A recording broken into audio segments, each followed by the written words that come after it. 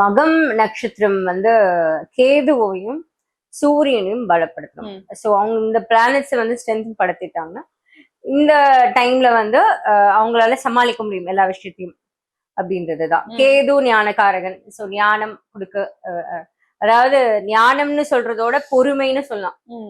So பொறுமை வந்து வந்தாலே ஞானம் வந்துடும்.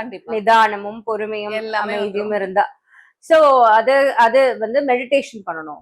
ஃபர்ஸ்ட் வந்து அமைதியா ஒரு இடத்துல உட்கார்ந்து, இல்ல அவங்க சித்தர்கள் சமாதிக்கு போய் பண்றனாலும் அது அவங்க பண்ணலாம்.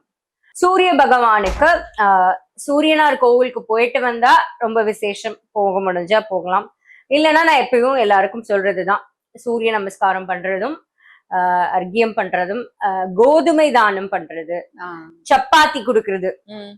கோதுமையா வாங்கி கொடுக்க முடியலங்க, சப்பாத்தி வாங்கி கொடுங்க, பூரி வாங்கி கொடுங்க, கோதுமையால செஞ்ச கோதுமை ரவை உப்புமா அத பிரசாதமா நைவேத்தியம் பண்ணி கொடுக்கலாம். முன்னோர்களை வந்து வழிபடுறது ரொம்ப மிகச்சரியா அதை செய்யணும். கரெக்டா லீடர்ஷிப் ரோல்ஸ் வந்து இப்ப வரும், அதை அப்ரோப்ரியேட்டா இவங்க யூஸ் பண்ணிக்கணும். கரப்ஷன்ல ஈடுபடுறது, ஃபேவர் பண்றது, இன்ஃப்ளூயன்ஸ் பண்றது, இதெல்லாம் பண்ணக்கூடாது. நம்ம வேலை என்னவோ அதை நம்ம பார்த்துட்டு போயிடணும். பண்ணாலே நல்லா இருக்கும்.